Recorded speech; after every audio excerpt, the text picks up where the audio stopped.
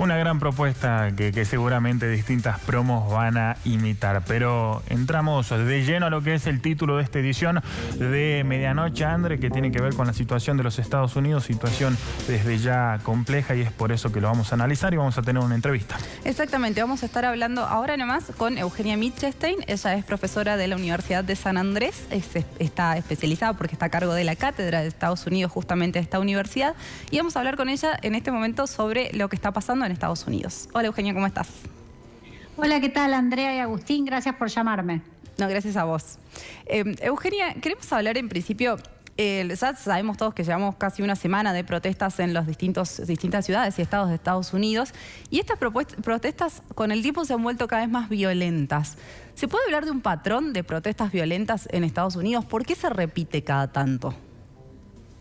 Hay una historia de protestas violentas en Estados Unidos en la década del 60, en el 68, especialmente en la ciudad de Chicago, frente a la Convención Demócrata, se hubo una protesta con el movimiento estudiantil y también con gente que protege la comunidad afroamericana muy fuerte. Pero después, en el 92, volvió a haber protestas muy fuertes en Los Ángeles, cuando salió en video la grabación de la brutal golpiza de unos policías a también un hombre afroamericano. Y más cerca en el tiempo, en 2014, un movimiento muy fuerte que fue cuando se popularizó Black Lives Matter, o las vidas negras importan, cuando mataron a Trayvon Martin, un adolescente, y después a un hombre en Missouri y a otro hombre, Eric Garner, en Nueva York, que fue cuando se popularizó Black Lives Matter, y ahí en Missouri especialmente hubo saqueos, hubo incendios, etcétera.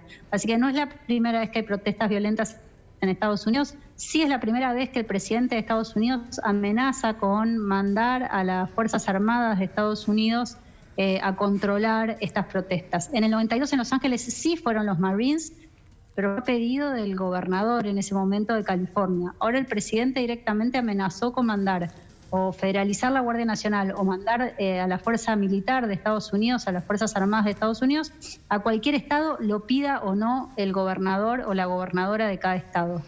Eugenia, es importante entender que esta cuestión racial que tanto denuncian y esta discriminación no es algo que tenga que ver justamente con estos casos, sino que hay que remontarnos justamente al pasado y una historia de segregación realmente muy grave, y justamente con leyes que en algún momento terminaron perjudicando, con distintos presidentes. En este momento uno recuerda a Reagan, pero digo que tomaron decisiones que terminaron, si se quiere, generando mayores medidas de discriminación que quizás terminan desembocando en esta situación.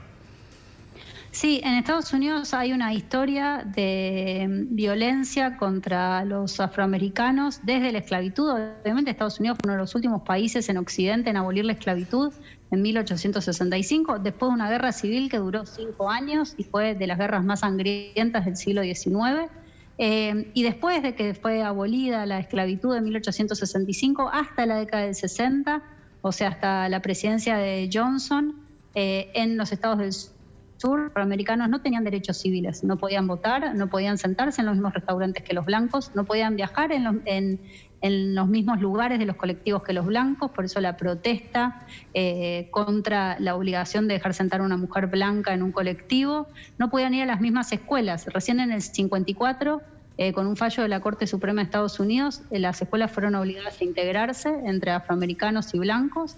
Y recién en la década del 60, con una ley promovida por Johnson, los afroamericanos tuvieron derecho a votar en todos los Estados Unidos. Más allá de estos problemas formales o legales, la discriminación hacia los afroamericanos siguió durante mucho tiempo y de maneras no necesariamente explícitas. Por ejemplo, les salían más caras las hipotecas, los contrataban menos en los trabajos. Todavía ahora las apps de localización, por ejemplo, si tenés un Airbnb en un barrio predominantemente afroamericano, lo recomiendan menos o dicen que es más inseguro. Si tenés un restaurante en un barrio predominantemente afroamericano, va a estar más abajo en las recomendaciones, en los rankings, solo por estar en un barrio afroamericano. O sea que hay discriminación. Hasta hace muy poco tiempo hubo discriminación legal, institucional, y sigue habiendo ahora discriminación, por ejemplo, a través de los algoritmos de los afroamericanos en Estados Unidos. Así que no es nueva la violencia, no es nueva la represión policial. Mueren varios, sobre todo jóvenes, hombres, adolescentes afroamericanos a manos de la policía, además de que, claro, los afroamericanos comprenden la enorme mayoría de los presos en los Estados Unidos, aunque no son por lejos la mayoría de la población estadounidense. Eugenia, y ya que tocas este punto de la relación entre los afroamericanos y la policía, ¿por qué se llega a cómo es ese vínculo? ¿Se puede hablar de una violencia generalizada de parte de la policía, de esta violencia racial? Desde ya que las policías de los distintos estados, ya que estamos hablando de la policía de Minnesota, dicen que no es algo generalizado, que puede haber algunas, ellas lo llaman bad apples, ¿no? Malas manzanas, como que puede haber que sea un policía violento, pero la mayor parte de nosotros no somos prejuiciosos. Y lo que dicen los activistas y quienes defienden los derechos de los afroamericanos es que sí, justamente se trata de algo sistemático porque es en muy rara ocasión la policía actúa de la misma manera cuando a quienes apresan o a quienes detienen son blancos y no son afroamericanos. O sea que yo no tengo elementos para decir que es algo sistémico ahora porque las policías de todos los estados niegan. Dicen que de ninguna manera hay una discriminación sistémica o estructural contra los afroamericanos, pero lo que se ve es un patrón en el que los afroamericanos son quienes más habitualmente terminan muertos cuando son detenidos o cuando están bajo custodia policial.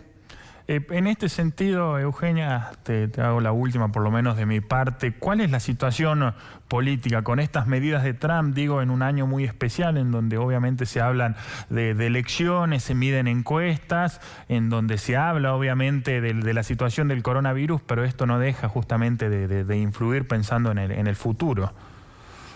Bueno, es una última pregunta, pero es una pregunta difícil de contestar y larga, porque realmente las elecciones son en noviembre. De acá a noviembre pueden pasar un montón de cosas y sobre todo, bueno, falta todavía la convención demócrata y la convención republicana, que es cuando se definen los candidatos, aunque ya están definidos, van a ser Biden y Trump en agosto.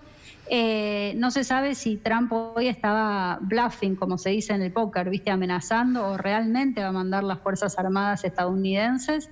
Y no se sabe cuán en serio está hablando en este momento y cuán decidido está a llevar a cabo esta, de alguna manera, amenaza que es mandar a las Fuerzas Armadas a los estados, aunque no lo pidan los gobernadores. Ya el gobernador de Illinois, por ejemplo, que es uno de los estados más importantes, donde está Chicago, dijo, les agradecemos, pero no queremos a las Fuerzas Armadas acá.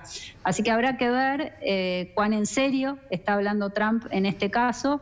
Y efectivamente, si llegan a ir las Fuerzas Armadas a los estados, ¿qué consecuencias tiene eso? Porque algo que puede pasar también, y por ejemplo en Los Ángeles sucedió cuando los Marines fueron, es que lograron acallar la protesta, ¿no? Lograron pacificar la protesta, porque al no ser parte de la policía estadual, los manifestantes no los trataban de la misma manera. Hay que pensar acá que en todas las ciudades los manifestantes se enfrentan con la policía local a la que conocen, ¿no? Y con la que tienen una historia muy larga. Eso no pasaría con las Fuerzas Armadas. Así que primero todo hay que ver si efectivamente hacen un deployment, hacen un envío de Fuerzas Armadas a los estados y si eso llega a suceder, si eso hace todavía peor la protesta, mayor el enfrentamiento, o si las Fuerzas Armadas actúan de manera profesional y logran pacificar, aunque sea temporariamente, las protestas. Una vez que sepamos eso, o si primero de todo si es cierto y segundo de todo si sucede, qué consecuencias tiene, recién ahí vamos a poder medir las consecuencias electorales de esta decisión. Bueno, Eugenia, ya yo te cierro con esto que estás hablando justamente de las consecuencias electorales y más bien de lo que la gente en Estados Unidos está pensando, sintiendo o votando, mejor dicho, porque este cambio grande después de haber tenido un presidente afroamericano durante 2 periodos consecutivos a tener a Trump, que es justamente una persona de centro, de derecha, que ha manifestado más de una vez comentarios racistas. ¿Nos puede hablar de alguna forma de la sociedad de Estados Unidos o de un cambio en la sociedad de Estados Unidos? Francamente no creo que haya una sola sociedad en Estados Unidos. Es un país de 350 millones de habitantes, es muy distinto a Nueva York y Chicago o Los Ángeles o San Francisco que ciudades en Missouri o en Mississippi o en Alabama. Así que francamente no creo que se pueda hablar de una sola sociedad en Estados Unidos. Piensen que es casi 4 veces o 9 veces la población argentina.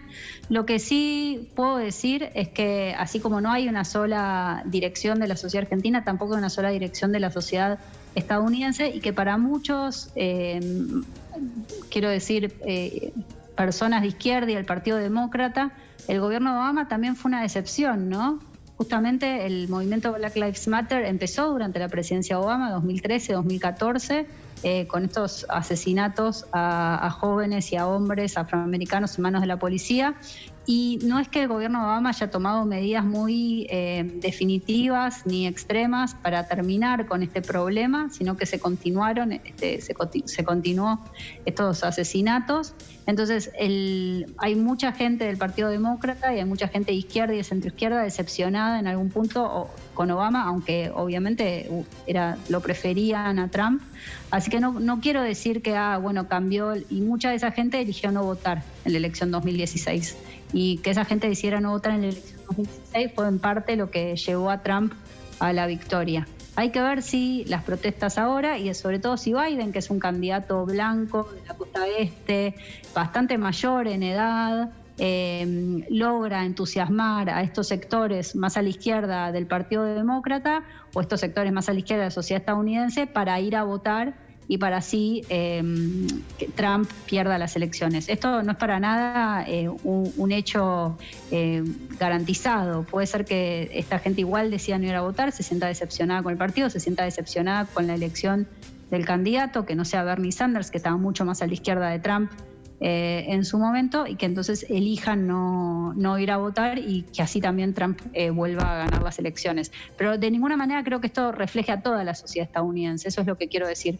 Cualquiera que haya ido a Estados Unidos sabe que hay gente de todo tipo, con un montón de orientaciones políticas, y que Trump refleja obviamente una parte y que lo respetan en tanto... No lo respetan, pero le obedecen en tanto su presidente, pero no es para nada el reflejo de toda la sociedad estadounidense. Bueno, Eugenia, esto daba para seguir hablando mucho más tiempo, pero te agradecemos un montón el contacto y la comunicación y tu tiempo para contarnos todo esto. Muchísimas gracias a ustedes y esperemos que esto se resuelva con la menor violencia posible. Sí, totalmente.